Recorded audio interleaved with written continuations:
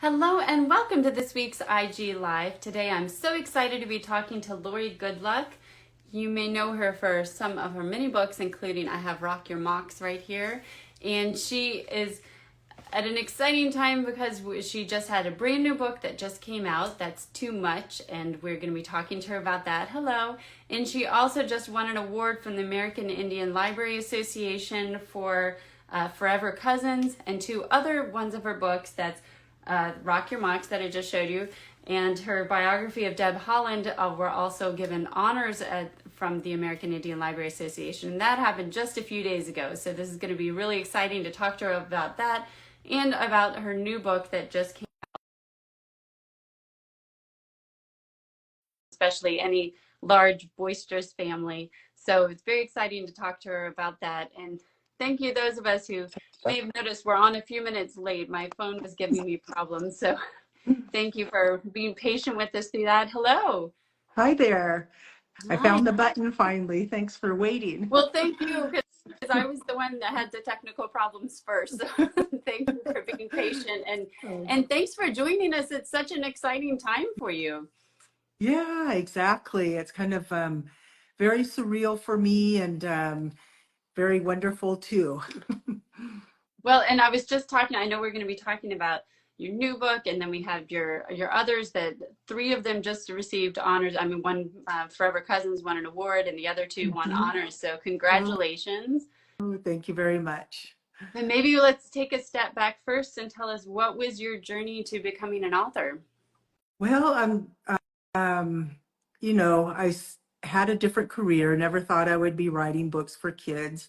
I wrote curriculum with my work that I did with children in community advocacy and also in children's mental health, curriculum writing and such, and running a lot of kind of activity trainings and such, but never did I think I'd be writing books. And really, it wasn't until both my sons are in the business of storytelling, and really was able to see what they were doing. And I kind of joined the fun, but in a little different way, writing for children. So I think my generation was definitely more linear, and you became educators or lawyers in our family, but being creative didn't happen till my son's generation. So I'm joining the fun, I guess. Oh, well, we're glad you did. It's been Yeah. a benefit for all of us. And like I said, you just got these wonderful honors. And I love you said the story that you got the call about it when you were in the grocery store. So can you tell us what that moment was like for you? Oh my gosh, it was a little crazy because I had gotten a call from my editor at Penguin Random House saying that our book, She Persisted, Deb Haaland, was up for an award, and we didn't know any more details than that. So that's what I thought the whole call was about. And so when the two women from the committee at the American Indian Library Association, Joy and Danielle, called, I was in the grocery store and I thought, oh, okay, I'll just, stand aside from the deli counter and take the call and find out a little bit more about how Deb did.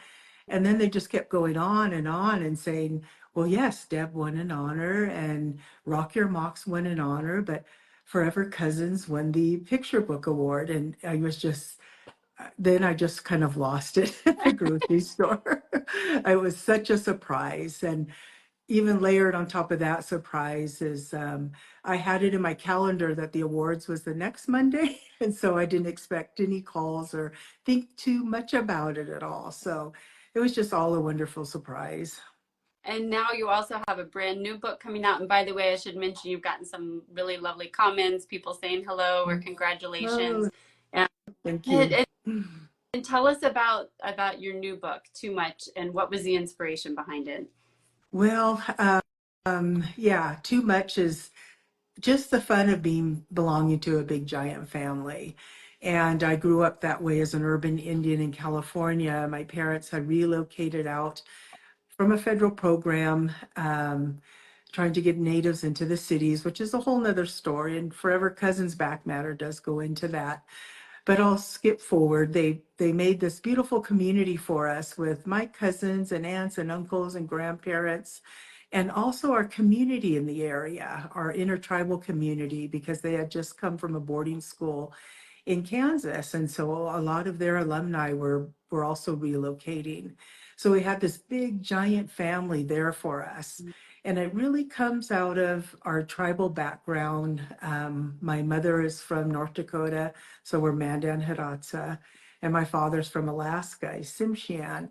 And so the tradition, our values, and our structure really relies on the extended family, and even beyond our extended families, even beyond aunts and uncles. It's also through clanships and our society structures that we know our responsibilities. So I was raised that way. I raised my sons that way here in Albuquerque with our intertribal family. My husband is Navajo and from the Shiprock area in the Four Corners.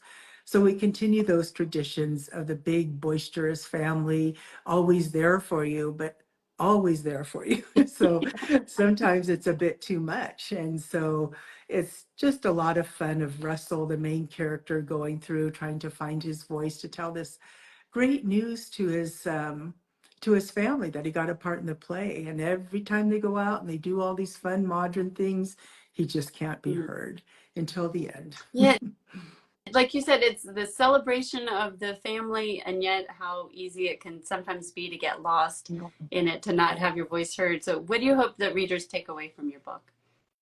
Well, I hope that they, of course, reflect about their family, which they have been. I've been hearing, gosh, from people in person, from people on social media, telling me stories about their families and how big they are and why they're big. And some live so far away, but yet when they get back together, they're just the same. And so all these beautiful stories coming together of people relating to this. And even people with small families are saying, yeah, my family can be too much, even though they're small at times. So it's just relatable, very universal, and just a lot of fun to think that you have this great support within your family, but also sometimes you need to find your voice. Right. Right. And you've said that, like you said, this is kind of a universal idea. And yet on the other hand, it's also very specific to Native families. And you said that you write picture books with modern Native themes that reflect Native children's cultural experience, their own everyday lives, and showing them that they have a perspective that's unique and powerful. Why is it so important for Native kids to have books like these? Well, because they haven't seen themselves reflected in modern times. A lot of our books that were published in the past really look back in history, and those we need them to, but we've been very focused on just those type of books. And so kids need to be reflected to see themselves. What I like about Too Much is that they're an aquarium, they're at the movie theater, you're talking about race cars, all these, and then the little main character, Russell, is in this beautiful little space outfit. So for Russell, for kids that can wear space outfits or see themselves in space outfits, they can dream big. They can dream big right alongside with the other kids who have been in space outfits and books before. So that's one layer. The other layer is it goes back to Native people not being seen in our curriculum in history. In the school system, it only goes up to the 1890s Native history. And then combine that with the mascot issue where we're seen as caricatures. They don't see us as real human beings. They don't know in general that we're here. So there's two layers to this to celebrate that of yes, we're here, modern. We have a lot of similarities that we share with one another and brings us right to our humanity with one another. And we also have these nice differences of our culture that when I talk to kids at schools, I say, those are your superpowers. You can rely on those, that you can have that backup of the big extended family or whatever the theme of the book is. So that's the joy in that. Yeah. And speaking of joy, I think that's one thing that really comes through in your book is this Native joy, and also the diversity of Native communities, which a lot of times when you do find Native characters in books or in history curricula, that diversity gets glossed over quite a bit. And I just want to show a little bit for those who haven't seen Rock Your Mocs. I know that's something that you were very intentional about showing kids who are from different communities, and some are rural, some are urban, and just all the different, especially, we think of moccasins as, some kind of a symbol of Native identity, and yet there's so so many different kinds and different meanings and materials and so on. Um, so how can books like yours help us go against, I mean, you've already touched on this a lot, but if you could say more, how does it help us go against these stereotypes and have these really positive images in the media? Well, I think what you're saying is what you've said with Rock Your Mocs is that it can even take it a step further, because even if we talk about Native Americans still here, there's still a mystery to our culture. And then having intertribal books will show another layer that we even have differences among ourselves, and that really has to do with where we're from, our environment, the traditions that we've kept, and how we keep those going. So there's differences even within our Native culture, because that's just one big catch-all. We like to go by our tribal names, Amanda and Haratsa, which I am, or Simshian. And so that just brings us right to our place. And that brings us right to our place in knowing who we are and what our traditions are and what we've carried on into our modern world. And what's so fun about being part of this community of children's writers, there's such a variety of children's writers from different tribes taking different ways of storytelling. It's just so exciting when we get together in critique groups and we hear one another's stories. It just raises us up. It's kind of like we're all together putting this totem pole together, and there's no competition. It's pure support, and we're raising each other's stories. So that it just excites me. And I just, we're focusing on my books, but there's so many books out there. If you go to We Need Diverse Book, there's a new section underneath We Need Diverse Books that shares all our books. So find that. And it's so good to have it in one place, and educators, parents can find it there. Yeah, and that's something that comes across looking like at your social media is just it seems like there's so much support happening. And I know you had a mentorship with Tracy Sorrell, who we got to intro probably, I think that was maybe a year or so ago. Mm-hmm. She was on here and she's so wonderful. And I think are you going to be also be doing a mentorship? I mean, it just seems like there's so much support happening there. Yeah. So Tracy did. I was with Tracy as a mentee back in 2019, and she introduced me to my community. She helped look at my craft and resources, and it was just a great year and just changed everything for me. And so last year, We Need Diverse Books asked if I could do, give back. And of course I wanted to. So this year I'm working with somebody from my own state, and her name is Diane Mittler. And so we just started rolling in this, and it's exciting because as We Need Diverse Books progresses, it's even the mentorship has progressed in some way. So it's really, really nice to come full circle. Yeah, definitely. And I want to go back to an issue that you brought up before, that you said that about the back matter of books like Forever Cousins. And I know that's a lot of times that's picture book authors will use the back matter to give like the more detailed information so the story can stay accessible, especially for younger kids. You said for Native authors, it's even more important because it adds a layer of truth telling about history, and history that's usually left out, or a perspective that's left out of history books. So can you talk more about that and how you've kind of made use of that back matter? Yeah, definitely. It started with Forever Cousins, because Forever Cousins, in the front part of the book, I want all kids to be able to look at a fun story, be able to get the humor out of it, or the heartwarming aspects of it, or see themselves and telling a fun kid story that they'll want to read over and over. But then the back matter is something that the educators and parents can look at. And even if the story is universal and heartwarming and fun in the front matter, it really is inspired by something that's happened. So in Forever Cousins, it's definitely about why are these cousins in the city when we have our own homelands?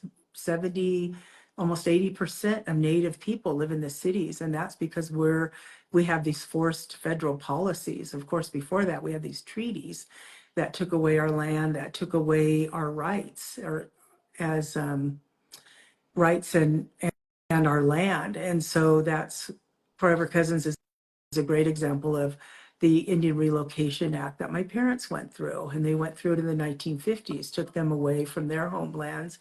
and brought them into the cities, tried to assimilate them, and tried to take our land away. But none of that happened. And that's what the joy in the beginning of the book is. This definitely did not happen because we kept our culture, we kept our connections. We had to revitalize some of our culture because some things were taken away, but we never forgot it. It's in our core, it's in our heart. And so it's so important to be able to express that in the back of the books because it's not told. It's not told in, and then the climate of this time, it definitely is trying to be erased. So, Right. yeah. Yeah, and that was just in the news recently about how Native Crick is, I think a Native Studies program has just been erased or suppressed. And so Yeah. it's more important than ever to have that kind of back matter. Although, like you said, even before the current climate, that the Indian Relocation Act was never anything I learned about Right. in school growing up. And Yeah. definitely it is important for kids to have that Yeah. perspective. And so you have all these wonderful books and that you've recently received all these honors. So what is next for you? What are you working on now? Well, I have 3 more books that were acquired. So I'm working with the editors and they're coming alive because the illustrators are picked. So every week, because I have 3 more books still coming out, I get these really fun emails where I get to look at, here's the book cover, here's the font, here's, so it's a lot of fun. And then of course I'm been doing a lot of PR and I'm trying to get my balance back. So of course my resolution is to get the writing back come January, which is February, so come February. And so definitely doing more writing. I have a tall tale that I'm working on, a picture book. We'll see if I can pull that off. It's a lot. It's a stretch, and the story's a stretch too. So it's a lot of fun, something new. And then I'm working on a board book, and so we'll see if something like that can happen. So I'm trying a little bit new things, and that's what keeps it fun. And starting to study novels, and maybe there's a novel in verse in me, but we'll see.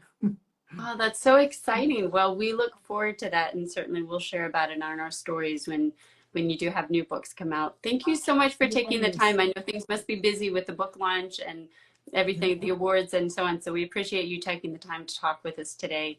And anybody who's joining us late, this will be up in just a few minutes on Instagram and later on our YouTube channel. Thank you so much. What an honor to have you on here.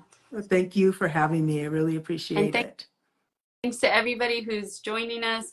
And be sure to check out her new book and of course all of her other books. I have the biography of Deb Haaland, which I've read and is really wonderful. And of course I couldn't find it this Oh, morning, but I that's do have okay. Rocky Oh, good. Mountain. Yes, I encourage everybody to go look at them. They're really wonderful. Thanks Yes. again. Thank you. Bye. Bye-bye.